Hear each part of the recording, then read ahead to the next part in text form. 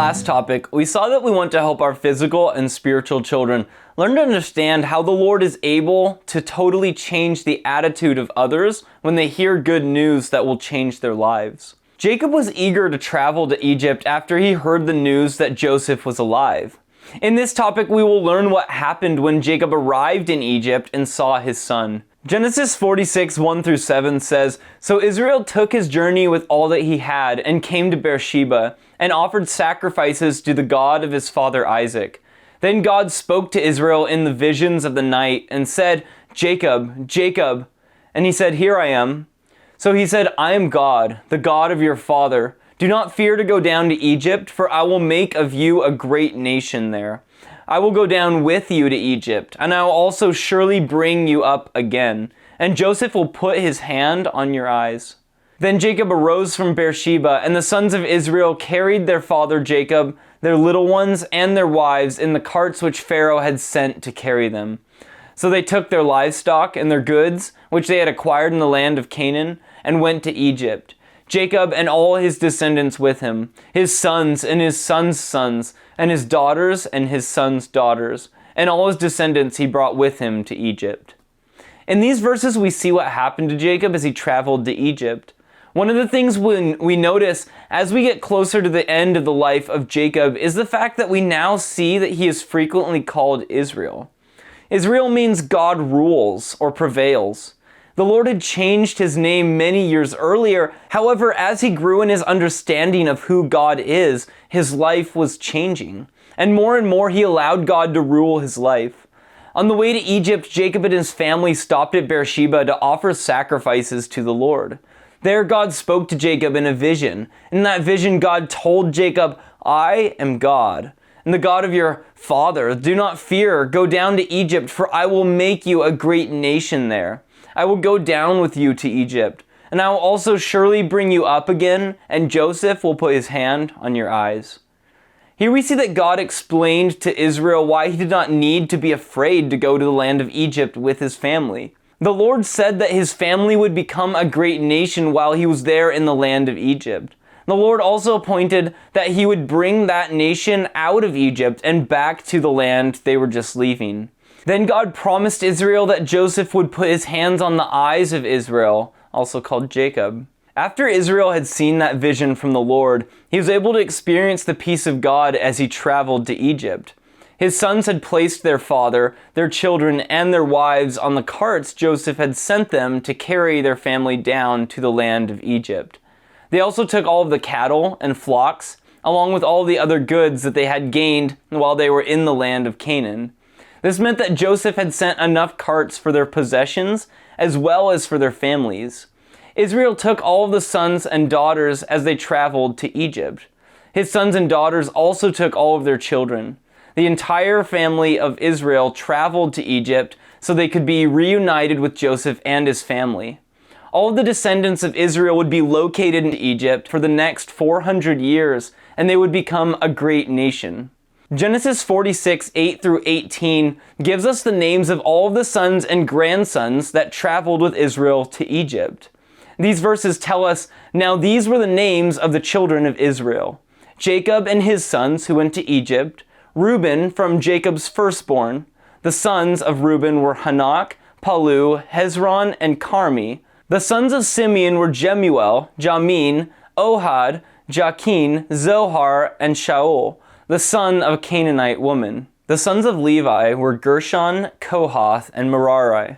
The sons of Judah were Onan, Shelah, Perez, and Zerah, but and Onan died in the land of Canaan. The sons of Perez were Hezron and Hamul. The sons of Issachar were Tola, Puvah, Job, and Shimron. The sons of Zebulun were Sered, Elon, and Jaleel. These were the sons of Leah, whom she bore to Jacob at Padan Aram, with his daughter Dinah. All the persons, his sons and his daughters, were 33. The sons of Gad were Ziphion, Haggai, Shunai, Esbon, Eri, Arodi, and Areli. The sons of Asher were Jimnah, Ishua, Isui, Beriah, and Sarah, their sister. And the sons of Beriah were Heber and Malchiel. These were the sons of Zilpah, whom Laban gave to Leah his daughter, and these she bore to Jacob, 16 persons. These were the descendants of Israel through Leah and Zilpah, the handmaid of Leah. Then Genesis 46:19 through 27 gives us the descendants of Rachel and her handmaid Bilhah. These verses say, "The sons of Rachel, Jacob's wife, were Joseph and Benjamin. And to Joseph in the land of Egypt were born Manasseh and Ephraim, whom Asenath, the daughter of Potipharah, priest of On, bore to him. The sons of Benjamin were Bela, Becher, Ashbel, Gerah, Naam, Ahi, Rosh, Mupim, Hupim, and Ard. These were the sons of Rachel who were born to Jacob, 14 persons in all. The son of Dan was Hushim. The sons of Naphtali were Jahzeel, Gunai, Jezer, and Shelem. These were the sons of Bilhah, whom Laban gave to Rachel his daughter, and she bore these to Jacob, 7 persons in all. All the persons who went with Jacob to Egypt, who came from his body, besides Jacob's sons' wives, were 66 persons in all. And the sons of Joseph who were born to him in Egypt were 2 persons. All the persons of the house of Jacob who went to Egypt were 70. A key phrase to note in verse 26 is the fact that the wives of the sons of Israel were in addition to the ones who were the actual descendants of Israel. The wives who were still alive increased that total, as Acts 7:14 says, "Then Joseph sent and called his father Jacob and all his relatives to him, 75 people." We see that the wives were included as relatives since they did not descend from Israel. When Israel and his family arrived in the land of Egypt, Genesis 46:28 through 34 says, "Then he sent Judah before him to Joseph, to point out before him the way to Goshen. And they came to the land of Goshen. So Joseph made ready his chariot and went up to Goshen to meet his father Israel. And he presented himself to him and fell on his neck and wept on his neck a good while. And Israel said to Joseph, 'Now let me die, since I have seen your face, because you are still alive.' Then Joseph said to his brothers and to his father's household, 'I will go up and tell Pharaoh, and say to him, My brothers and those of my father's house who are in the land of Canaan have come to me. And the men are shepherds, for their occupation has been to feed the livestock. And they have brought their flocks, their herds, and all that they have. So it shall be, when Pharaoh calls you and says, What is your occupation? That you shall say, Your servant's occupation has been with livestock from your youth even till now, both we and also our fathers. That you may dwell in the land of Goshen, for every shepherd is an abomination to the Egyptians."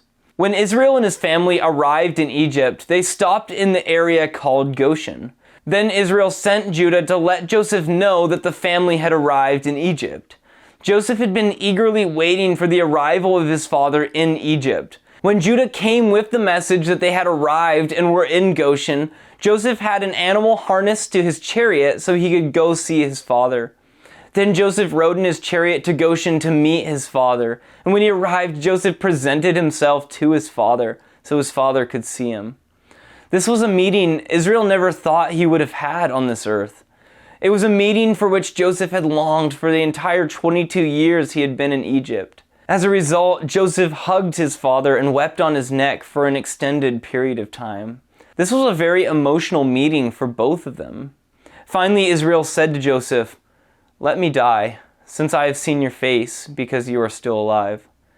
Israel had been in sorrow for many years because he had thought Joseph had been killed by a wild animal. The Lord had replaced that sorrow with peace in the heart of Israel.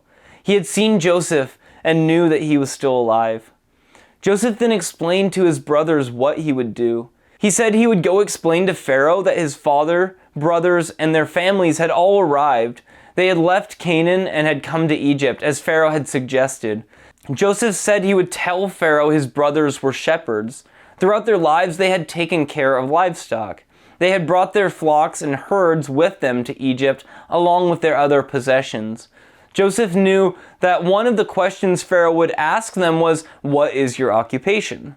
Joseph knew Pharaoh and the Egyptians very well and knew how they viewed shepherds. That was why Joseph realized it was very important for him to explain to his brothers exactly what to say when they met Pharaoh, because what they said would determine where he would tell them to live.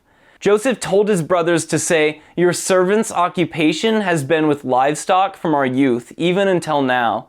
both we and also our fathers. The brothers had grown up caring for the sheep and cattle. In fact, that had been the occupation of Abraham and Isaac. Joseph had a very important reason for explaining this information to his brothers in advance. Joseph knew the Egyptians and Pharaoh considered shepherds as an abomination. The word translated abomination means a thing of horror, and can be something that is physical, ritual, or moral. Joseph knew Pharaoh would probably have his family stay in the area of Goshen so they could be separate from the Egyptians, since Genesis 43 verse 32 said that to sit at a table with Hebrews was an abomination to the Egyptians, or a ritual abomination. That would keep Israel and his family separate from the Egyptians and preserve them as a separate people. We want to help our physical and spiritual children learn to explain how God used this fact to keep the people of Israel separate so they could grow as a great nation of people instead of being absorbed into the Egyptians during the more than 400 years that they would be in the land of Egypt. The Lord used what was an abomination to Egypt to cause the Egyptians to keep them separate so they could grow into a great nation. May the Lord richly bless you as you help your children learn to explain these things.